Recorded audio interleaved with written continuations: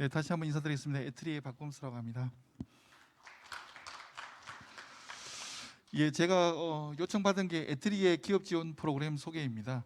그래서 여기 참석하시는 분들이 어떤 분이신가를 제가 여쭤봤더니 다 기업의 대표님들이 많이 참석하신다고 생각하는 거기까지만 들어가지고 이게 전국에서 오시는지를 사실 제가 잘 몰랐어요. 그래서 그랬다면 저희 에트리를 좀 소개할 텐데 이 첫 페이지 보시다시피 에트리가 없어요. 그래서 아마 집에 가면 원장님, 집이 아니죠.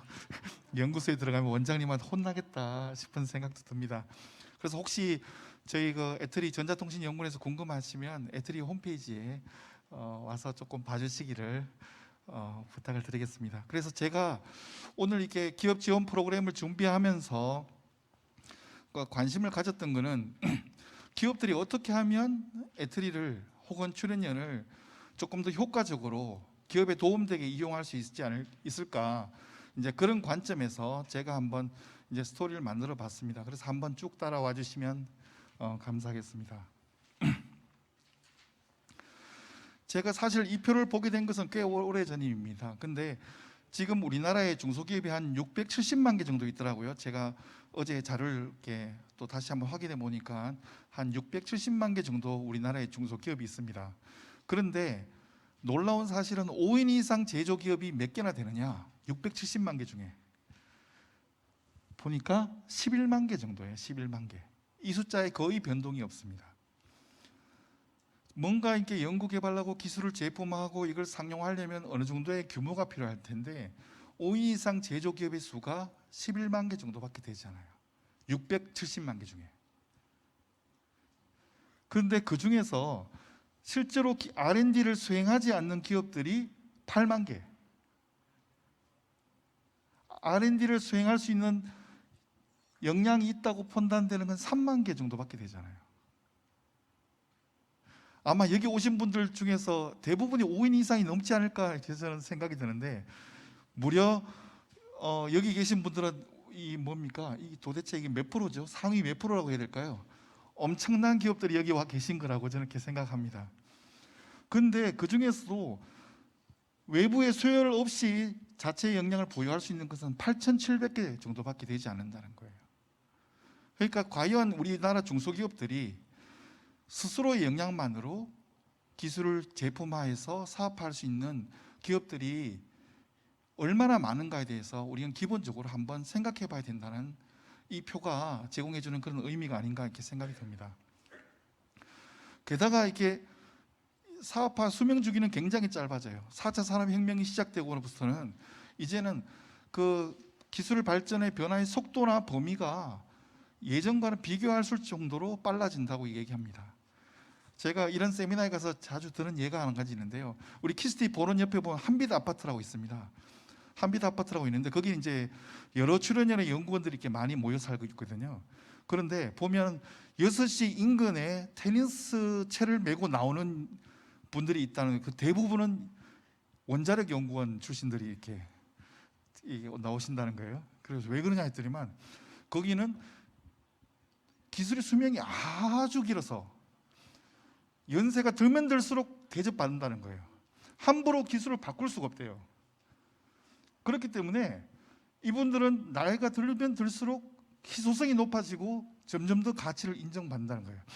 여기 제발 원자력 연구원분이 안 계셨으면 좋겠습니다.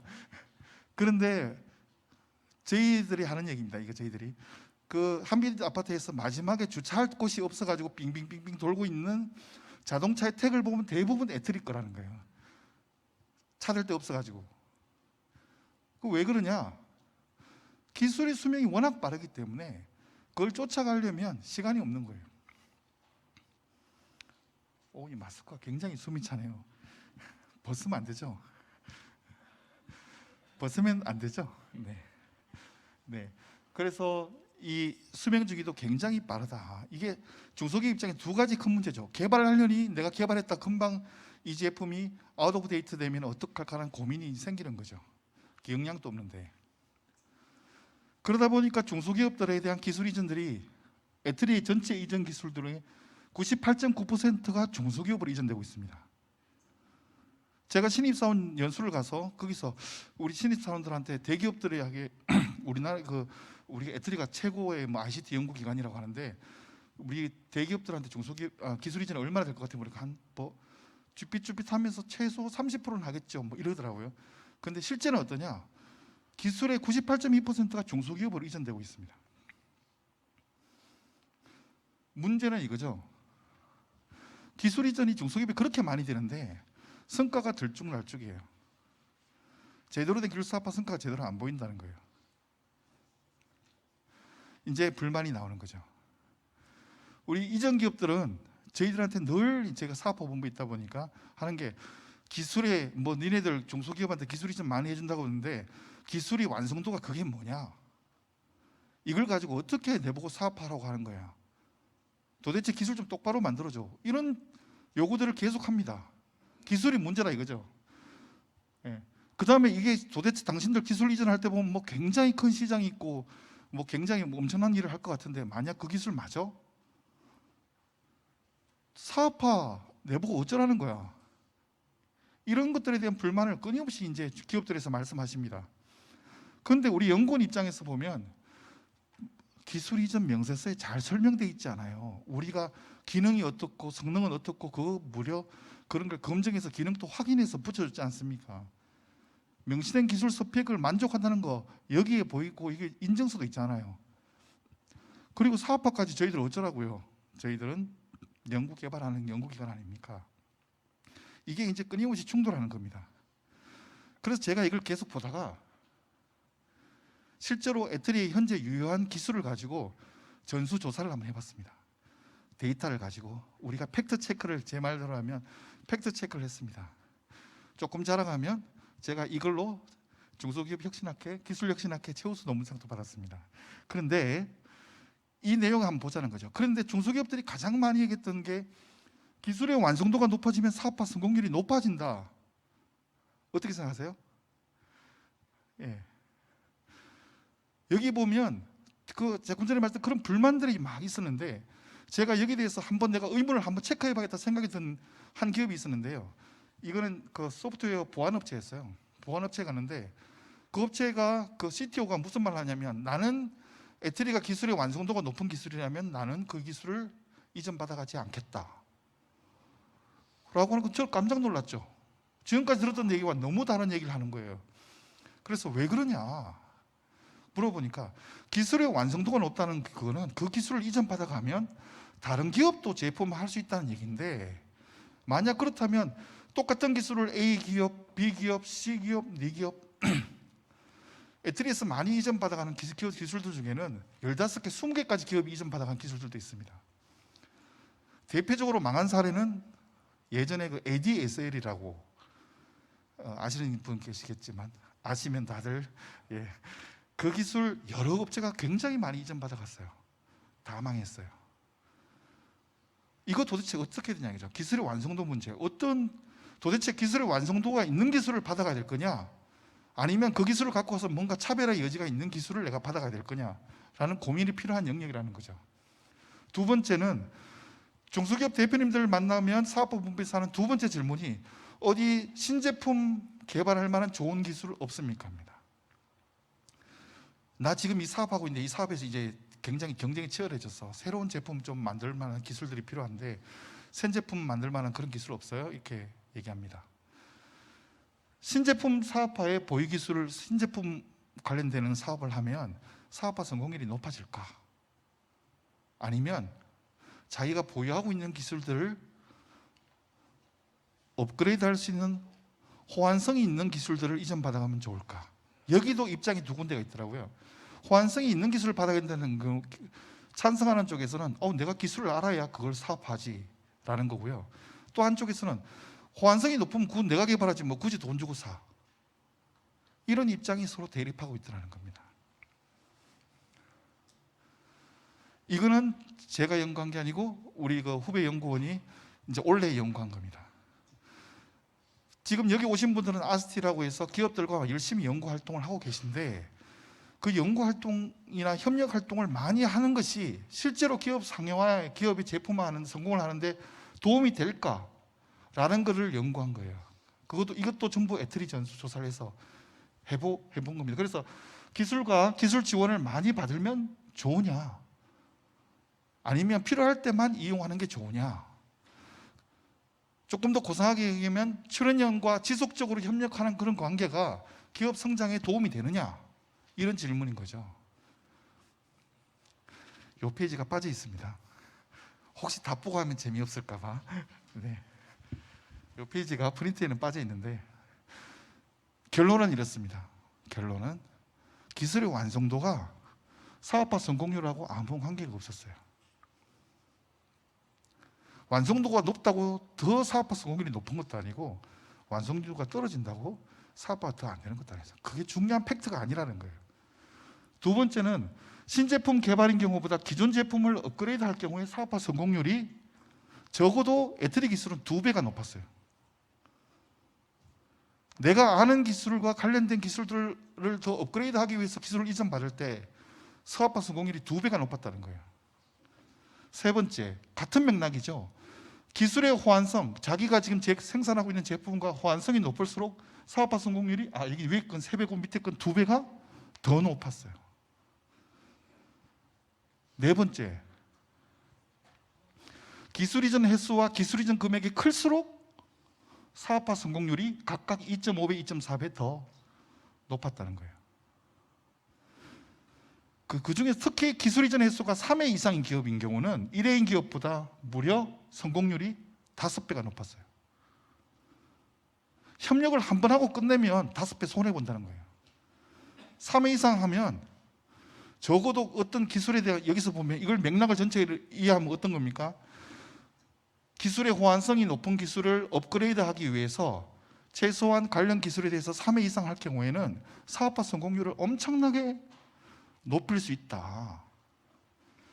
뿐만 아니라 그것만 하지 말고 사업화 지원까지 받으면 그렇지 않은 사업화 지원하고 받지 않은 기업에 비해서 성공률이 2배에서 많게는 11배까지 더 높더라. 기술이라는 그런 컨텐츠와 거기에 대한 후속 지원을 잘 연결할 때 더 성공할 수 있다는 거죠. 그래서 우리가 기술할 때 타 기업과 어떻게 차별할 것인가, 어떻게 내 핵심 사업을 내가 하고 있는 것과 다른 사업이 아니라 핵심 사업을 어떻게 더 강화할 것인가, 흡수 능력을 어떻게 극대화할 것인가, 이런 관점에서 출연연을 이용하신다면, 활용하신다면 지금보다 훨씬 더 나은 성과를 거둘 수 있다는 거죠. 그러기 위해서는 제일 첫 번째 해야 되는 게 애트리에 어떤 기술이 있지 이게 아니라 우리가 어떤 기술을 보유하고 있지를 크로스 체크를 해야 된다는 거예요. 스크리닝 프로세스를 먼저 거쳐야 된다는 거예요. 이거 없이 애트리 기술 어떤 기술이 있지만 하면 안 된다는 거예요. 나는 뭘 갖고 있는데 이 기술이 어떻게 내게 도움될 만한 기술들이 어떤 게 있지라는 거를 스크리닝을 하셔야 된다는 거예요. 그걸 이용하는 방법에는 기술 이전 홈페이지 모든 출연연에 다 있습니다. 특허, 보유 특허에 대한 조회도 모든 출연연에 다 있습니다. 애트리가 특이한 것은 이런 관점에서 본다면 애트리 기술 예고제라는 걸 시행하고 있어요. 이건 뭐냐면 앞으로 1년 후에 나올 기술에 대해서 미리 알려주는 거예요. 여러분 생각해 보십시오.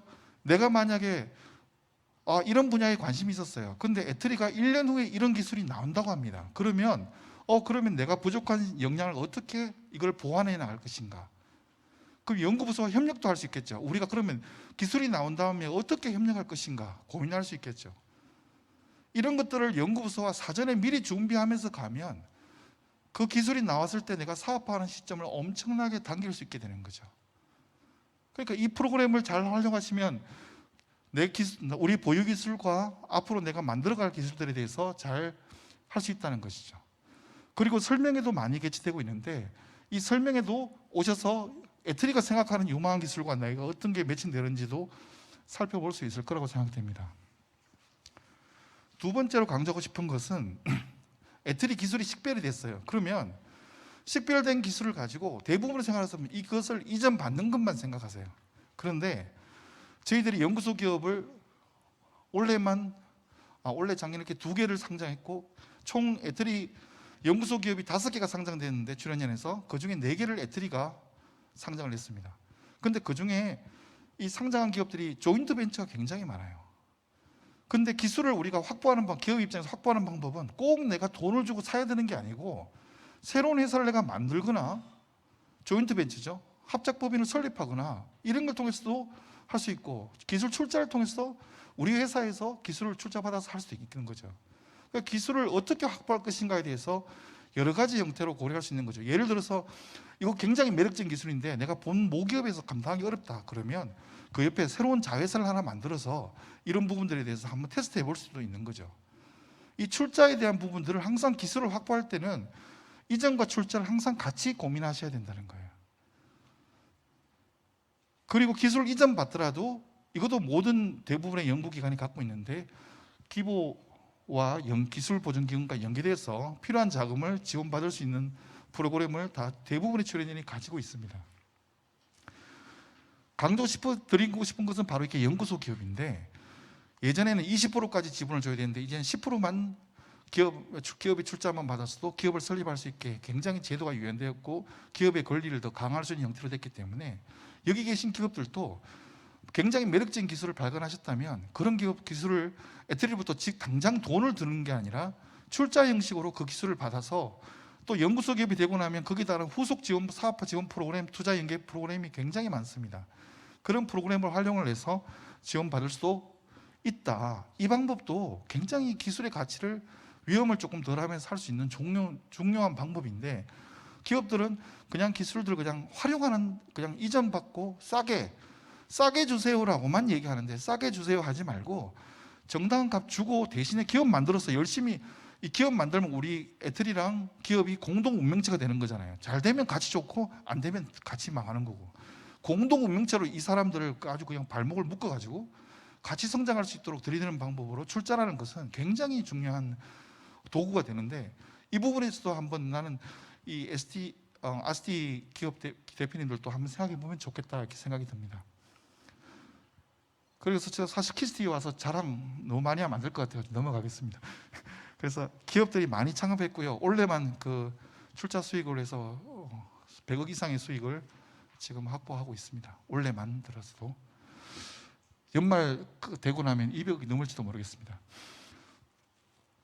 그리고 세 번째 방식은 기술 개발을 기술을 다 어떤 식으로 출자가 됐든 이전이 됐든 내가 확보를 했어요. 그러면 이걸 어떻게 사업할 것인가에 대한 고민도 이 세 가지 분야가 있다는 것을 포트폴리오를 대표님들이 가지고 계셔야 돼요. 내가 이 기술을 스스로 혼자서 할 거냐, 아니면 애트리에 지원을 받아서 할 거냐, 아니면 아예 애트리에 맡길 거냐. 이 세 가지 방법이 있다는 것에 대해서 머리를 아마 대표님들은 가지고 계신다는 거예요. 옵션이 있다. 내가 꼭 다 하지 않아도 길이 있다. 일부분만 할 수도 있고 전체를 다 아예 애트리에 맡길 수도 있다라는 거예요. 사업화 기술 개발 지원은 이게 에로 기술 지원인 거죠. 필요한 기술만 도움받을 때 사용할 수 있는 프로그램입니다. 자료에 있으니까 제가 시간이 없어서 지금 제 시계가 5분밖에 안 남았다고 지금 알려주고 있었어요. 이패밀리 맞춤형 지원은 이패밀리가 여기 아스티니까 아마 잘 하실 겁니다. 연구력 현장 지원은 애터리만 시행하고 있는 프로그램인데 1년 단위로 최대 3년까지 기업은 30%의 인건비만 부담하고 애터리 연구 인력을 사용할 수 있는 프로그램입니다.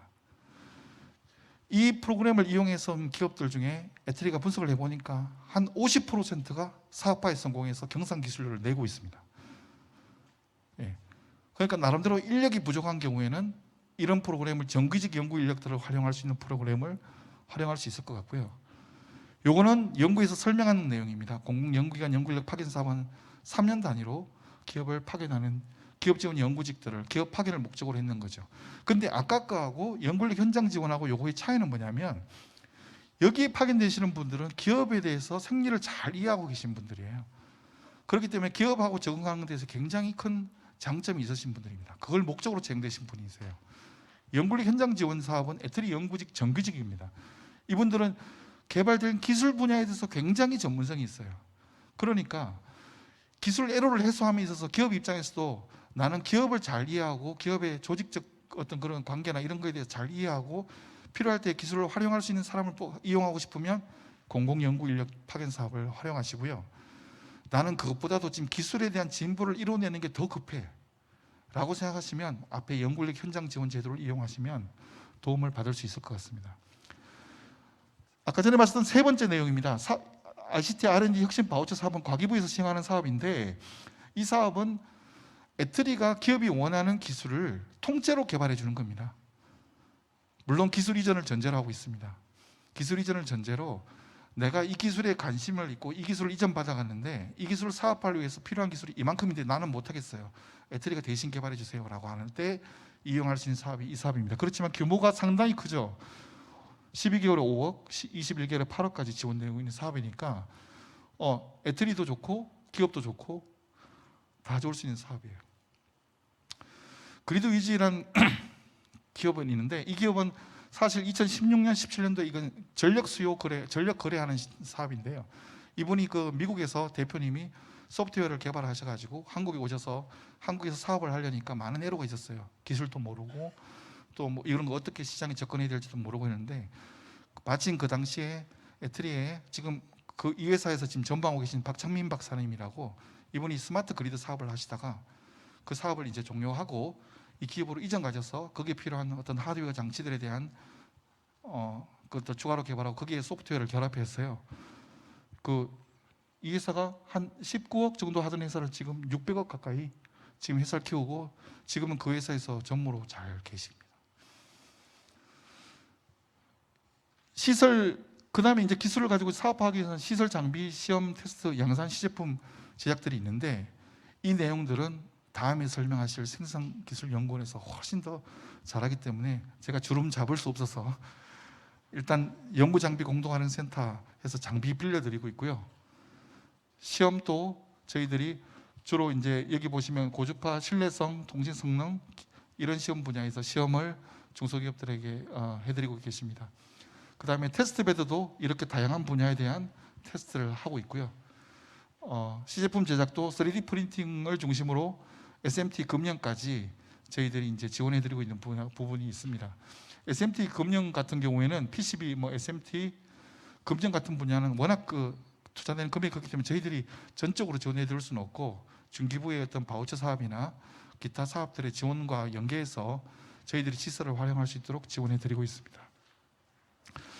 예, 사실 지원 프로그램 소개인데 너무 조금 짧았지만 제 생각에는 이 대표님들이니까 인사이트가 더 중요하지 않을까 싶어서 준비해봤습니다. 조금이라도 짧은 시간이었지만 도움이 되겠으면 감사하겠습니다. 네, 감사합니다.